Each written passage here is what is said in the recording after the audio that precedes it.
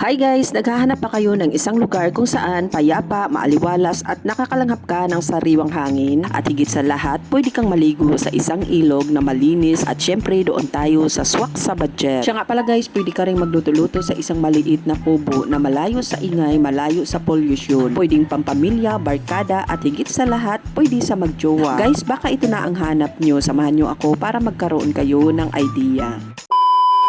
Siya nga pala guys, bago pala kami pupunta sa aming destination, gabi pa lang naghahanda na ako para may mabaon kami kinabukasan ng madaling araw para pagdating namin doon, pwede na kaming magluto. Siya nga pala guys, Sabado pala ng madaling araw, binabaybay pala namin ang kahabaan ng kalsada mula Sucat, Muntinlupa, papuntang Quezon Province. Mahigit 3 hours pala namin binabaybay ang kahabaan ng kalsada bago kami nakarating sa aming destination. Siya nga pala guys, bago pala kami nakarating sa aming destination, ito pala ang nadaanan namin. Napakamaaliwalas pagmasda na paligiran ito ng mga malalaking punong kahoy at higit sa lahat, ang sarap pala sa pakiramdam. By the way guys, marami palang mga riders ang pumupunta dito lalo na kapag Sabado at Linggo para makapag-relax dito. Siya nga pala guys, ito pala ang pinaka-arko ng Infanta Quezon na gustong mapuntahan ng ating mga riders na dinadayo ng ating mga kababayan. At higit sa lahat, marami na ring nag-aasam dito para makapag-selfie.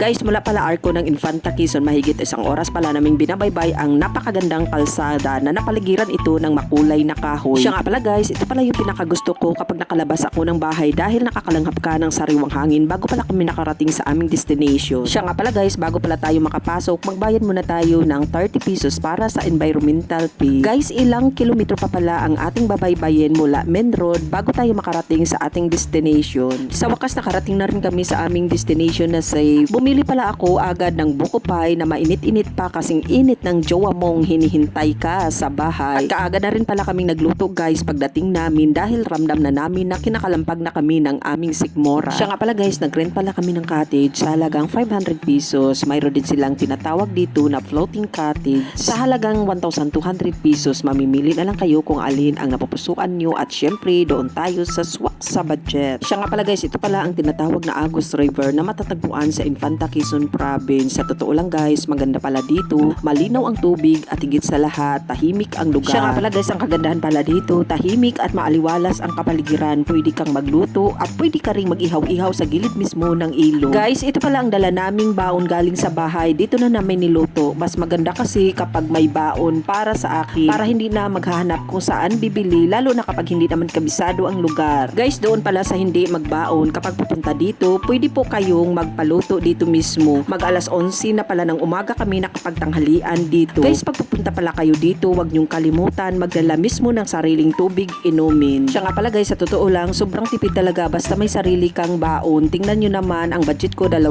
lamang. Marami nang nabibili at marami na ring nalulutong pagkain. At syempre guys, ang pinaka the best experience yung nagluto-luto at nag-iihaw ka sa tabi ng ilog habang nakakalanghap ka ng sariwang hangin at tanaw mo pa ang napakatahimik na kapaligiran. Siya nga pala guys, ito pala ang makikita mo sa Agus River na matatagpuan sa Infanta Quezon. Sa hindi pa nakakapunta dito guys, ang Agus River ay isa sa napakagandang ilog. Napapalibutan ito ng kabundukan, may malinaw na tubig na umaagos. Napalibutan din ito ng mga punong kahoy at higit sa lahat, napalibutan din ito ng mga kabatuhan. Siya nga pala guys, ang kagandahan pala dito sa lugar, pwede ito sa mga motorsiklo at syempre pwede din ito sa mga sasakyan kagaya ng sedan, SUV at higit sa lahat, pwede sa pick-up truck. Kapag pupunta pala kayo dito guys, siguraduhin yung kondisyon ang inyong sasakyan at motorsiklo. Siya nga pala guys, bukod kasi sa malayo ang biyahe, mabato ang kapaligiran dito, kaya kailangan kondisyon ang sasakyan at ang mga motorsiklo. By the way guys, na-notice ko pala walang mga sasakyan na bumabiyahe dito, puro mga private vehicle kung hindi ako nagkakamali. Kaya ano pang hinihintay nyo guys, yayain nyo na ang inyong pamilya para may bonding kayo sa isa't isa. Siya nga pala guys, ang kagandahan dito, pwedeng pampamilya, barkada at syempre sa magjowa at higit sa lahat guys, pwede dito ang mga kiddos natin at sa mga alaga, kaya san ka pa? By the way guys, marami pala ditong pumupuntang nakamotor gaya ng magbarkada or magjowa, tatambay sila saglit dito, maligo saglit, tapos sabay uwi na rin. Ang kagandahan pala dito guys, mga mababait sila. Pala guys, dumating pala kami dito mahigit alas 8 ng umaga at umuwi rin kami ng mahigit alas 6 ng hapon. By the way guys, pwede ring mag-overnight. Ang kagandahan pala dito guys, kapag mag-overnight ka, hindi tataas ang rate ng cottage. Siya nga pala guys, kapag nature lover ka, tiyak magugustuhan mo dito. dito. Pero syempre, bawal dito ang mag-inarty at sobrang silan sa sarili. Charot! By the way guys, ito pala ang daan na dinaanan namin pag-uwi. Napakagandang pagmasdan, nakakawala sa stress. Naiipsan mo ang panandali ang problema na kinakaharap sa buhay mo. See you in my next video guys. Babu!